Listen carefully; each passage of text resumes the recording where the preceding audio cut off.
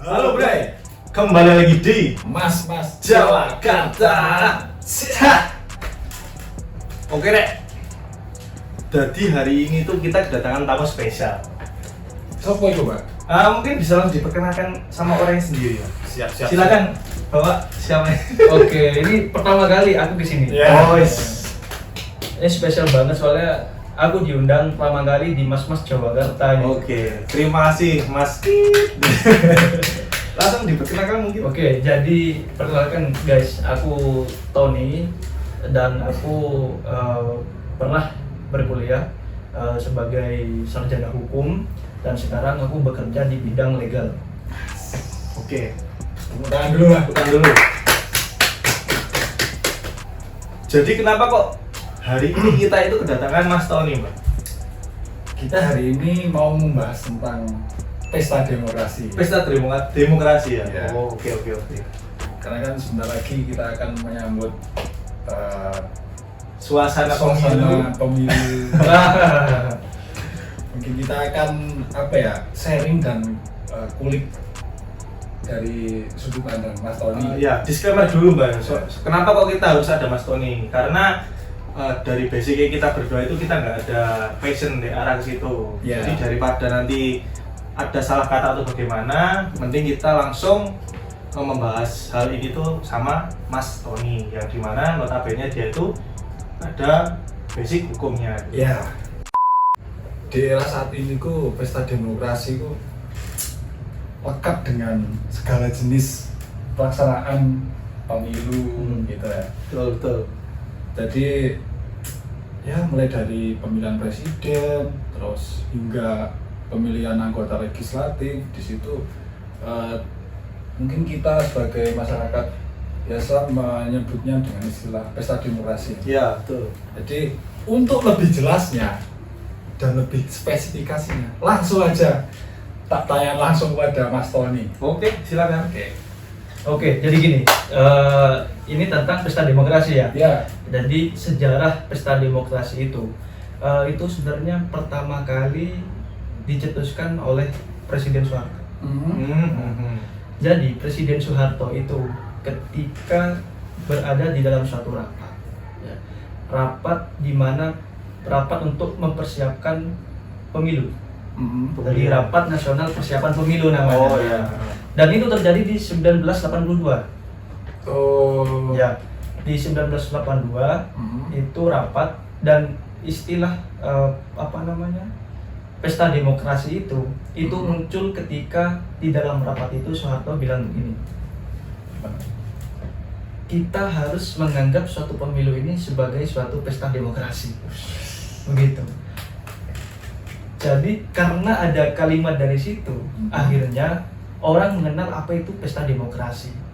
Namun kalian tahu nggak, kalau pesta demokrasi itu ternyata ditentang oleh salah satu orang terkenal di dunia. Nah, siapa itu Mas Tony?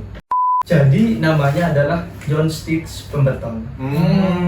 Ya. Kalian tahu nggak, John Steeds Pemberton itu adalah pencipta minuman Coca-Cola. Pemilik dari brand Coca-Cola gitu loh, yang menciptakan minuman Coca-Cola gitu. Ya, Gitu lah, Mas. ya. Jadi John Steeds Pemberton itu adalah seorang yang dia itu penemu dan juga sekaligus pemilik Coca-Cola. Namun di dalam catatannya guys, dalam catatan dia itu mengatakan bahwa istilah pesta demokrasi itu sangat tidak cocok. Kenapa itu? Nah, kenapa kok tidak cocok? Karena alasan dari John Steeds Pemberton itu mengatakan bahwa negara luar yang merupakan negara demokrasi itu tidak menggunakan istilah pesta demokrasi dalam sistem politik pemilu. Terus biasanya di luar pakai itu- istilah apa itu? Iya, pakai istilah. Nah, mereka tidak menggunakan istilah pesta demokrasi, hanya pemilu. Oh, hanya Nah, pemilu. akhirnya apa? Akhirnya ada alasan lagi. Si John Steeds Pemberton itu mengatakan bahwa hal ini lebih kepada pesta demokrasi ini lebih kepada seperti resepsi pesta demokrasi. Seperti resepsi. Resepsi, Berarti kemeriahan gitu ya. bukan. Resepsi pesta demokrasi ini menurut Pemberton tadi, bahwasannya istilahnya rancangan demokrasi ini disusun sedemikian rupa, namun isinya sudah kelihatan lebih awal. Jadi hasil itu sudah kelihatan lebih awal. Oh, berarti ada apa ya? Kalau hasil sudah kelihatan sebelum dilaksanakan, berarti apa itu? Nah, itu suatu hal yang tidak perlu dibicarakan. Oke. Jadi gini, sebenarnya kalau menurut sudut pandang dari sistem politik di Indonesia, nah bahwasannya pesta demokrasi itu merayakan dari suatu kemenangan pemerintah Indonesia ketika pemerintah Indonesia pada zaman Orde Baru itu berhasil menganut sistem pemilu dari tahun 1971 hingga 1977. Oke. Itu zaman Soeharto. Ya, soalnya kan kemerdekaan Indonesia kan di 1945 ya. Nah, benar sekali. Soeharto dan ya. Iya, kan waktu itu kan masih Orde Lama ya. Orde Lama. Orde Lama masih presidensial. Sekarang sudah pemilu. Nah, dari sekian itu akhirnya disebutlah pesta demokrasi. Oke. Luar biasa, Mas Tony. Oke, Mas, mungkin bisa disebutin ya, Dek, waktu itu ada partai apa saja yang mengikuti pemilu itu tadi? Partai ya. Seingatku ya, partai itu pada waktu masa Orde Baru itu kan masih zaman demokrasi banget lah. Ya. Nah, itu ada 10 partai. Banyak banget dulu itu. Jadi saking adanya pemilu itu banyak banget yang mau jadi organisasi itu tumbuh. Satu PKRI, yang kedua NU, yang ketiga Permasi, yang keempat Parkindo, terus yang kelima Murba, yang keenam PNI, yang ketujuh Perti, terus yang kedelapan IPKI, terus yang kesembilan kita pasti tahu lah Golkar, terus yang ke-10 PSI. Golkar itu partai udah dari lama ya, Bang? Iya, jadi zaman Soeharto itu Golkar udah lama. Sudah ada ya? Sudah ada, dari zaman Pak Soeharto itu sudah ada. Itu. Dan dari 10 partai itu kira-kira pemenangnya siapa ya, Mas Tony? Waktu itu nih, ini serunya nih. Oke. Bocoran sejarah buat kalian yang mungkin nggak tahu. Ya. Jadi dari 10 partai itu, pemenangnya adalah Golkar. Oh iya, Mas. Menurut Anda, Mas Tony, itu istilah pesta demokrasi itu apakah sama dengan istilah pemilu? Mungkin bisa dijelaskan. Boleh. Jadi gini Mas, pesta demokrasi itu apakah beda dengan pemilu? Iya. Jadi kalau pesta demokrasi itu lebih ke suatu penyebutan karena berhasilnya pemerintah Indonesia pada zaman Orde Baru itu menerapkan sistem demokrasi pemilu dari 1971 hingga 1977. Sedangkan kalau pemilu itu adalah sarana kedaulatan rakyat untuk memilih legislatif ataupun presiden, wapres berdasarkan undang-undang ataupun Pancasila. Itu bedanya. Jadi menurut Mas Tony, pesta demokrasi itu euforianya mengarah ke pestanya rakyat atau mengarah ke pestanya para politisi. Ini pertanyaan bagus sekali. Ini pertanyaan yang bagus sekali yang pernah aku dengar tentang politik. Tepuk tangan dulu.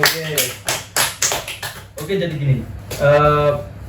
Pestanya rakyat atau pestanya para politisi. Jadi sebenarnya pesta demokrasi itu aku jabarkan secara umum aja ya. Jadi secara fakta di lapangan, sistem pemerintah kita, sistem politik di pemerintah kita maksudnya itu masih secara prosedural, hanya prosedural saja. Namun secara isi itu seolah-olah menempatkan masyarakat sebagai alat untuk membanggakan suatu calon agar calon itu dapat mempertahankan kedudukannya melalui legitimasi pemilu. Gitu. Jadi kalau dibilang rakyat ataupun politisi, waduh,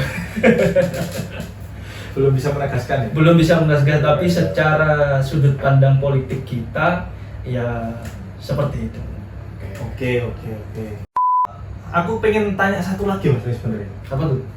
Mungkin Mas Tony bisa sedikit menggambarkan untuk beberapa hari lagi kita kan akan mengadakan yang namanya pemilu. Ya. Mungkin bisa sedikit menggambarkan suasana pemilu yang akan datang mungkin. Oke, boleh. Aku mau menjelaskan Ya. keadaan pemilu yang akan datang. Nah, tapi lanjut di tema berikutnya. Ciao. Oke deh, kurang lebihnya untuk tema kita hari ini ya seperti itu tadi yang sudah dibahas sama Mas Tony itu tadi. Terima kasih buat Mas Tony. Kita beri tepuk tangan dulu.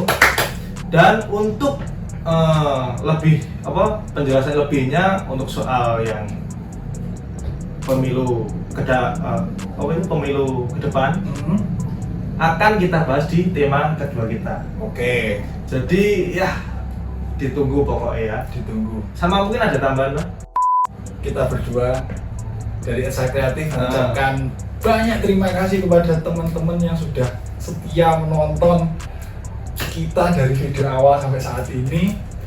Dan apabila selama kita pembuatan video ada kata atau tindakan yang kurang mengenakan di hati teman-teman, kita dari Esa Kreatif minta maaf yang sebesar-besarnya, Rek. Gitu, Mbak. Seperti biasa, pokoknya kalau suka dan ya ingin tahu apa yang akan kita bahas di tema kita selanjutnya, jangan lupa subscribe dan Loncengnya. dibunyikan. Oke? Wes Rek, mungkin untuk video kita hari ini segitu dulu ya. Ya. Dan pokoknya tonton terus Mas Jakarta dan Bye.